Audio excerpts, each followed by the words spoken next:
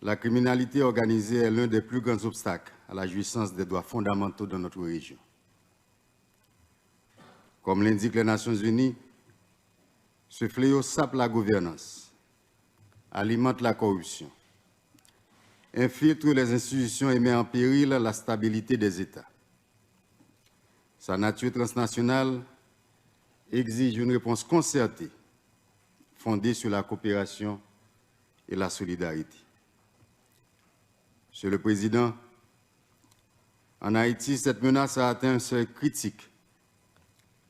Des groupes criminels lourdement armés contrôlent des zones entières de la capitale, commettant des exactions d'une ampleur sans précédent. Ces gangs, liés à des réseaux transnationaux, ne se contentent plus de semer la terreur. Ils bloquent l'accès aux services de base, paralysent l'économie et entravent l'action de l'État.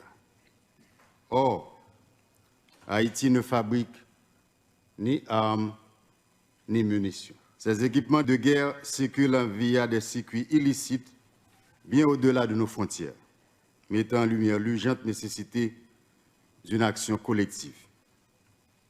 C'est dans ce contexte que le gouvernement haïtien, avec le soutien de la communauté internationale, a sollicité le déploiement de la force multinationale d'appui à la sécurité.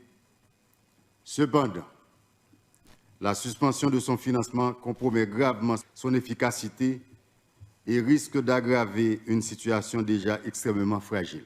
Ce coup d'arrêt intervient à un moment critique, alors que la population haïtienne, prise en otage par la violence, attend des résultats concrets. Monsieur le Président, l'affaiblissement de cette mission aurait des conséquences bien au-delà des frontières haïtiennes. L'histoire nous enseigne que lorsqu'un État est submergé par la criminalité organisée, c'est toute une région qui en paie le prix. La montée en puissance des réseaux criminels ne se limite pas à un pays, elle se propage, exploitant les failles sécuritaires et institutionnelles pour étendre ses activités. Haïti ne peut pas lutter seul contre cette menace.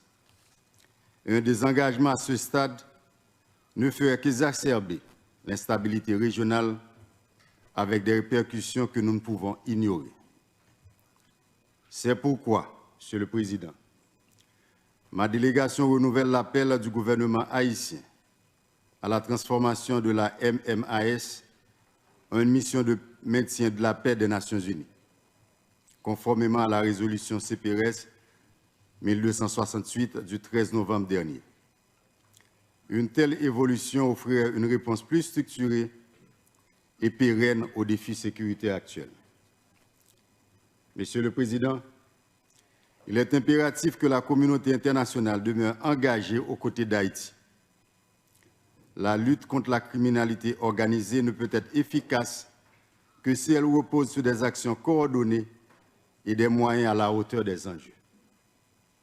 Ma délégation appelle également la Commission interaméricaine des droits de l'homme à intensifier son suivi des violations massives perpétrées par les gangs en Haïti.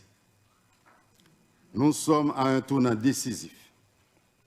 Ce n'est pas seulement l'avenir d'Haïti qui est en jeu, mais la stabilité et la sécurité de toute la région.